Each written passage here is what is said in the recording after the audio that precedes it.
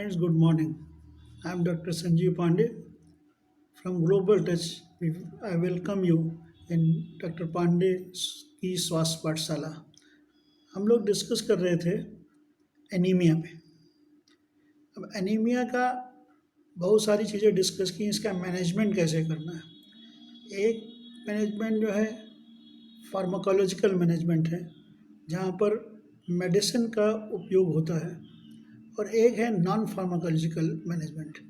तो non pharmacological management में हमारी डाइट्स आती हैं, हमारी फूडिंग हैबिट्स आती हैं, हमारी कुकिंग हैबिट्स आती हैं।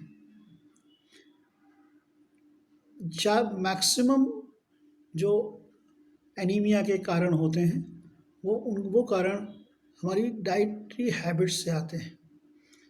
इसको हम न्यूट्रिशनल काउंसलिंग के ज़रिए लोगों को के दिमाग में इनकलकेट कर सकते हैं कि वो इस चीज़ को, अपनी न्यूट्रिशनल हैबिट्स को चेंज करें, जिससे कि उनकी हीमोग्लोबिन लेवल करेक्ट रहे उनके ब्लड में, जिससे कि एनीमिया की जैसी प्रॉब्लम ना होने पाए। एनीमिया के रिपरकशंस जो होते हैं वो एक एडल्ट में जो होते हैं, वही एडोलसेंट में जो आ जाते हैं, जो एडल्ट में होते हैं, साथ में प्रेग्नेंट मदर्स से चाइल्ड में भी पहुंचते हैं। सबसे बड़ा एक बाकी कारणों से एक बड़ा और कारण है जो एनीमिया का होता है, प्रेग्नेंट मदर्स को की डाइटरी हैबिट्स का ना सही होना। वहाँ पर बच्चे का उसकी वजह से अगर मदर को, एक्सपेक्टेड मदर को एनीमिया हो गई है, तो उसका असर बच्चे पे होगा और बच्चे के आईक्यू लेवल पे हो जाएगा, ब्रेन डेवलपमेंट पे हो जाएगा। क्योंकि एक बात जो शुरू में मैंने कही, haemoglobin, haem and protein globulin का कॉम्बिनेशन है, या आरबीसी में रहता है, ये गैसियस एक्सचेंज करता है।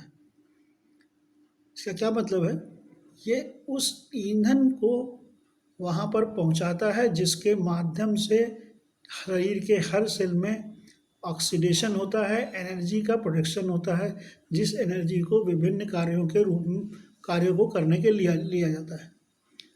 अब अगर ऑक्सीजन कैरिंग व्हीकल कम हो गई,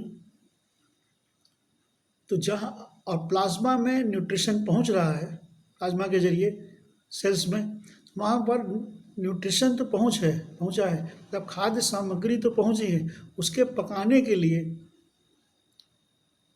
जो चीज़ जो एसेंशियल है, ऑक्सीजन जैसी गैसें, वो नहीं है, इसलिए वहाँ पर ऑक्सीडेशन नहीं होगा या धीमा होगा, उस क्वांटिटी में नहीं होगा जिस क्वांटिटी में उसकी आवश्यकता है। एडोलसेंट एज में ज़्यादा आवश्यकता है मेटाबॉलिज्म की, फास्ट मेटाबॉलिज्म की आवश्यकता है, प्रेग्नेंट एक्सपेक्टेड मदर में ज़्यादा है।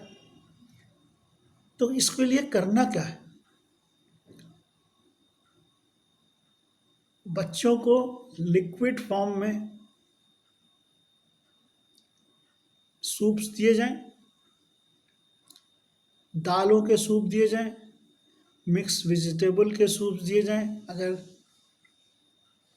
मिल्क दिए जाएं, इसमें कि आसानी से उसको डाइजेस्ट कर सके। और आयरन, केला है, कच्चा केला मसल के दिया जाए उसे, बच्चे को दलिया बना, अंकुरित अनाज की दलिया दी जाए। जो एडल्ट हैं, एडोलसेंट एज में हैं, उनमें उनको एक दिन फल पे फास्टिंग कराई जाए, जो भी सीजनल फल हो उस पर फास्टिंग कराई जाए। उनमें हैबिट डाली जाए कि रेजिन्स और ड्राई फ्रूट्स लें। प्रोटीन के लिए दाल, चावल, रोटी, सब्जी का फुल मील एक खाएं जरूर दिन में, जिसमें सब्जियों की मात्रा ज़्यादा हो, हरी पत्तेदार सब्जियां या हरी सब्जियां। मटर हरी सब्जी में नहीं आता है, वो दलहन है, लेकिन वो भी रहेगा। तो दलहन में भी आयरन होता है, नाइट्रोजन होता है, तो हमें प्रोटीन की भी ज़रूरत है। हफ्ते में एक दिन उनको मिक्स दाल दी जाए, सारी दालों का कॉम्बिनेशन करके खाने को दी जाए। दिन में एक एक कटोरी के दाल उनको आवश्यक है किसी भी एडल्ट को लेने के लिए। एक खजूर उनको दें या छुहारा दें या थोड़ा रेजिन दें, इस तरह की चीज़ें उनको दें, दूध दें। ये हैबिट हमें उनकी चेंज करानी पड़ेगी। चाउमीन खाना है तो उसमें 40% चाउमीन हो, 60% वेजिटेबल्स हों। सूप्स लें।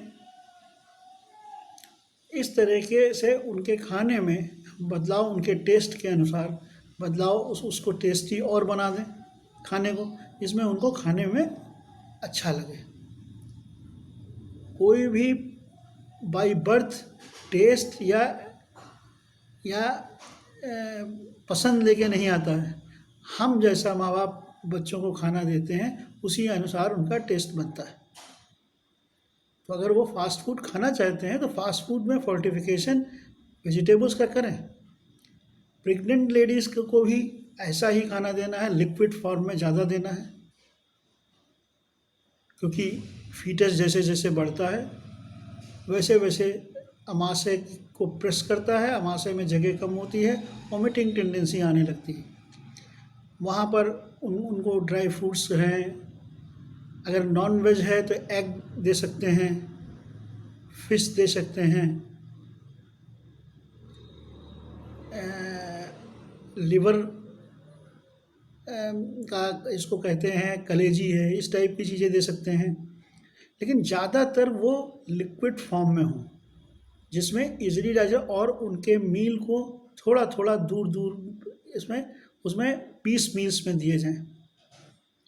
दूसरा, कुकिंग के समय ध्यान रखें, जितने भी सब्जियां हैं उनको काटने से पहले धुल लें। दूसरा, बनाते समय ढक के बनाएं, लो फ्लेम पे बनाएं, तो उसके आयरन्स वगैरह इंटैक्ट रहेंगे, फेरस से फेरिक में नहीं बदलेंगे और हमको अवेलेबल हो जाएंगे।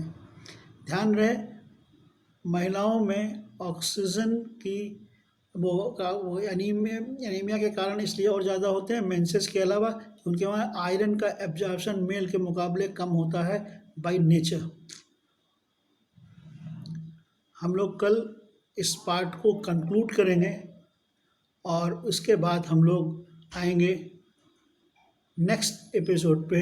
एक न्यूट्रिशन का टॉपिक है ओमेगा 3। धन्यवाद। अगर आपको ये चैनल पसंद आ रहा हो तो सब्सक्राइब करें, ये वो मैं आ रहा तो लाइक करें और अपने कमेंट भेजें। कमेंट बॉक्स में डाल सकते हैं और GTI पाठशाला@gmail.com पर डाल सकते हैं। धन्यवाद।